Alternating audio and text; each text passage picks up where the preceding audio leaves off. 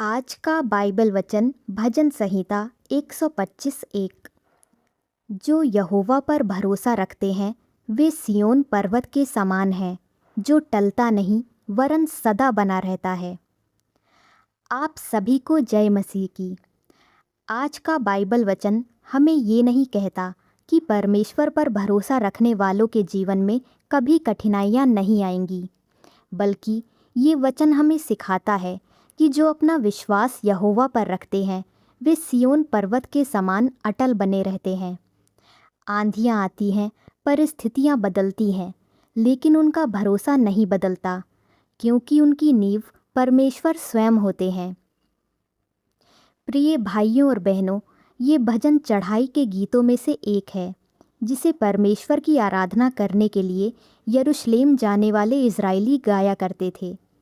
जब वे सिय्योन पर्वत और उसके चारों ओर फैले पहाड़ों को देखते थे, तब उन्हें ये स्मरण होता था कि जैसे ये पर्वत अटल खड़े हैं, वैसे ही यहोवा पर भरोसा रखने वाला व्यक्ति भी हर परिस्थिति में स्थिर बना रहता है। ये भजन हमें किसी विशेष समस्या से पहले अपने विश्वास को मजबूत करना सिखाता है।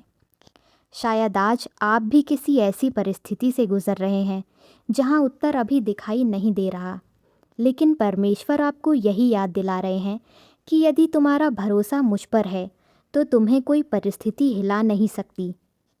इसलिए दाऊद ये घोषणा करता है, जो यहोवा पर भरोसा रखते हैं वे सिय्योन पर्वत के समान हैं, जो टलता नहीं वरन सदा बना रहता है।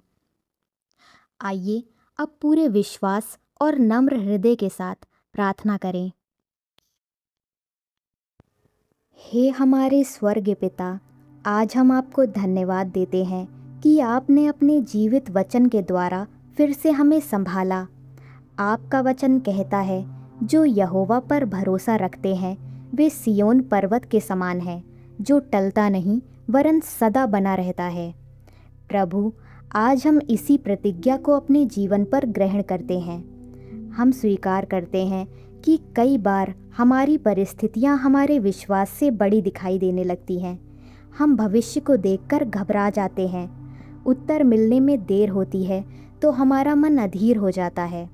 लेकिन आज हम अपने डर पर नहीं, आपके वचन पर भरोसा करना चुनते हैं। हे प्रभु यीशु, हमारे भीतर ऐसा विश्वास उत्पन्न कीजिए जो परिस्थितियों के बदलने पर नहीं बल्कि आपके अटल स्वभाव पर आधारित हो। जब हमारे चारों ओर सब कुछ बदल रहा हो, तब भी हमारा मन आपके वचन में स्थिर बना रहे। हमें ऐसा हृदय दीजिए जो हर दिन ये कह सके कि हमारा सहारा मनुष्य नहीं बल्कि जीवित परमेश्वर है। पिता, आपका वचन भजन संहिता 125:2 में कहता है, जैसे यरूशलेम के चारों ओर पर्वत हैं, वैसे ही यहोवा अपनी प्रजा को अब से लेकर सदा तक घेरे रहता है। प्रभु, इस प्रतिज्ञा के लिए हम आपका धन्यवाद करते हैं। जब हमें ऐसा लगता है कि हम अकेले हैं, तब हमें याद दिलाइए कि आपकी उपस्थिति चारों ओर से हमें घेरे हुए है।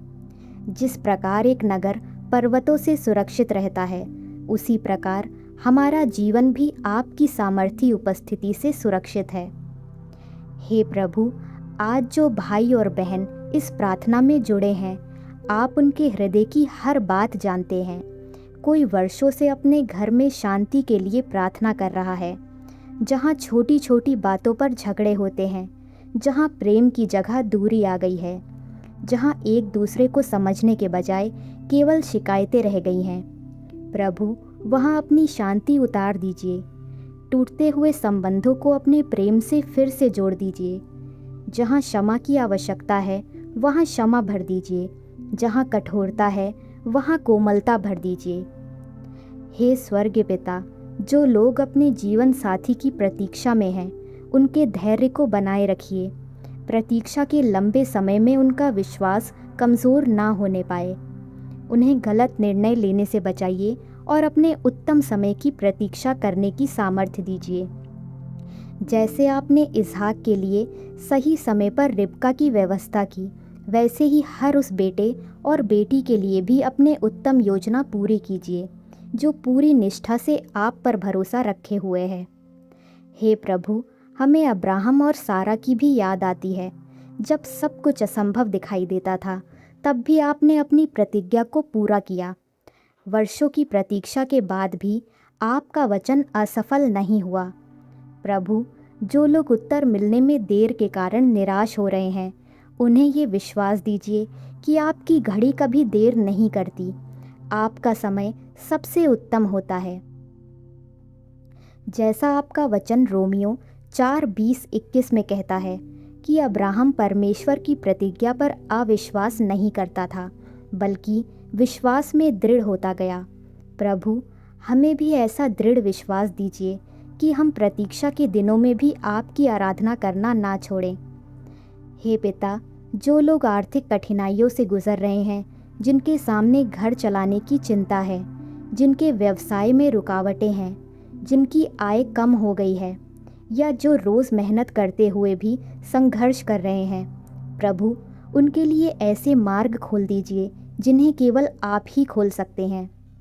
हमें ये याद दिलाइए कि हमारी व्यवस्था हमारी योग्यता से नहीं, बल्कि आपकी कृपा से आती है। हे प्रभु, जो लोग नौकरी की तलाश में हैं, जो बार बार प्रयास करने के बाद भी निराश हो जाते हैं, उनके लिए भी द्वार खोल दीजिए। जहाँ मनुष्य मना कर देता है, वहाँ आप अपने अनुग्रह से नया अवसर उत्पन्न कीजिए। उन्हें धैर्य, बुद्धि, सही दिशा प्रदान कीजिए। पिता, जो भाई और बहन बीमारी से जूझ रहे हैं, आप उनके शरीर को अपने चंगाई देने वाले हाथों से स्पर्श कीजिए। जो लंबे समय से उपचार ले रहे हैं, जो दर्द के साथ हर दिन जी रहे हैं, जो मानसिक और शारीरिक थकान महसूस कर रहे हैं, उन सबको अपनी नई सामर्थ्य दीजिए। उन्हें निराशा नहीं, बल्कि ये विश्वास दीजिए कि आप आज भी चंगा करने वाले परमेश्वर हैं। हे पिता, हमें हन्ना की याद आती है, जिसने वर्षों तक संतान के लिए आंसू बहाए, लेकिन उसने आपकी उपस्थिति को नहीं छोड़ा। अंत में आपने उसकी प्रार्थना सुनी और उसे शमूएल के रूप में आशीष दी। प्रभु, जो दंपत्ति संतान के लिए प्रतीक्षा कर रहे हैं, उन पर भी अपनी दया की दृष्टि कीजिए। उनके घरों को भी अपनी खुशी से भर दीजिए और उनके विश्वास को कभी टूटने मत दीजिए। जैसा आपका वचन 1 शमूएल 1:27 में कहता है, जिस बालक के लिए मैंने प्रार्थना की थी, उसे यहोवा ने मुझे दे दिया। प्रभु, हमें भी ये भरोसा दीजिए कि आपकी उपस्थिति में की गई कोई भी सच्ची प्रार्थना व्यर्थ नहीं जाती। हे पिता, जो माता पिता अपने बच्चों के भविष्य को लेकर चिंतित हैं, उन्हें आपकी शांति दीजिए। बच्चों को बुरी संगति से बचाइए। उन्हें ज्ञान, विवेक और परमेश्वर का भय दीजिए। उनके कदमों का मार्गदर्शन कीजिए, ताकि वे आपके मार्ग पर चलें और अपने जीवन से आपकी महिमा करें। आज हम अपने पूरे जीवन को आपके हाथों में सौंपते हैं। हमारा वर्तमान, हमारा भविष्य, हमारा परिवार, हमारी आवश्यकताएं और हमारी हर अधूरी प्रार्थना आपके सामने रख देते हैं। हमें ऐसा अटल विश्वास दीजिए कि चाहे उत्तर तुरंत मिले या प्रतीक्षा करनी पड़े, हमारा भरोसा कभी न डगमगाए, क्योंकि हम जानते हैं कि जो यहोवा पर भरोसा रखते हैं, वे सिय्योन पर्वत के समान अटल बने रहते हैं। हे प्रभु, हमें ऐसा जीवन जीना सिखाइए जिसमें हमारा भरोसा केवल परिस्थितियों पर नहीं, बल्कि आपके अटल वचन पर बना रहे। जब जीवन में उत्तर देर से मिले, जब प्रार्थनाएं अधूरी दिखाई दें, तब भी हमारा मन डगमगाए नहीं। हमें याद दिलाइए कि सिय्योन पर्वत की तरह स्थिर रहने का रहस्य हमारी अपनी शक्ति नहीं, बल्कि आप पर रखा गया भरोसा है। पिता, आपका वचन भजन संहिता 121:1-2 में कहता है, मैं अपनी आंखें पर्वतों की ओर उठाऊंगा, मुझे सहायता कहाँ से मिलेगी? मेरी सहायता यहोवा की ओर से होती है, जिसने आकाश और पृथ्वी को बनाया है। प्रभु, जब हम अपने जीवन के पर्वतों को देखते हैं तो कई बार वे बहुत बड़े दिखाई देते हैं, लेकिन आज हम अपनी दृष्टि समस्या पर नहीं, बल्कि उस परमेश्वर पर लगाते हैं जिसने आकाश और पृथ्वी को बनाया है। प्रभु, जब हमारे मन में चिंता आए, तब हमें आपकी शांति याद दिलाइए। जब डर आए, तब हमें आपका वचन याद दिलाइए। जब उत्तर देर से मिले, तब हमें धैर्य दीजिए, और जब हम कमज़ोर पड़ें तब हमें अपने पवित्र आत्मा के द्वारा संभाल लीजिए। आज हम अपना जीवन, अपना परिवार, अपना स्वास्थ्य, अपनी नौकरी, अपनी पढ़ाई, अपने रिश्ते, अपनी प्रतीक्षा और अपनी हर अधूरी प्रार्थना आपके हाथों में सौंपते हैं।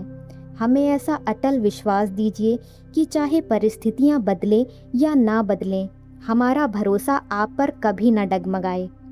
जैसा आपका वचन इब्रानियों 10:23 में कहता है, हम अपनी आशा के अंगीकार को दृढ़ता से थामे रहें, क्योंकि जिसने प्रतिज्ञा की है वो विश्वास योग्य है। प्रभु, हमें भी अपनी प्रतिज्ञाओं को दृढ़ता से थामे रहने की सामर्थ्य दीजिए। हे स्वर्गीय पिता, हमारे हृदय में ऐसा अटल विश्वास भर दीजिए कि हम हर दिन ये घोषणा कर सकें, हमारा भरोसा यहोवा पर है, और इसलिए हमारा जीवन सिय्योन पर्वत की समान अटल रहेगा। हम ये सब प्रार्थना अपने उद्धारकर्ता प्रभु यीशु मसीह के नाम में करते हैं। आमीन।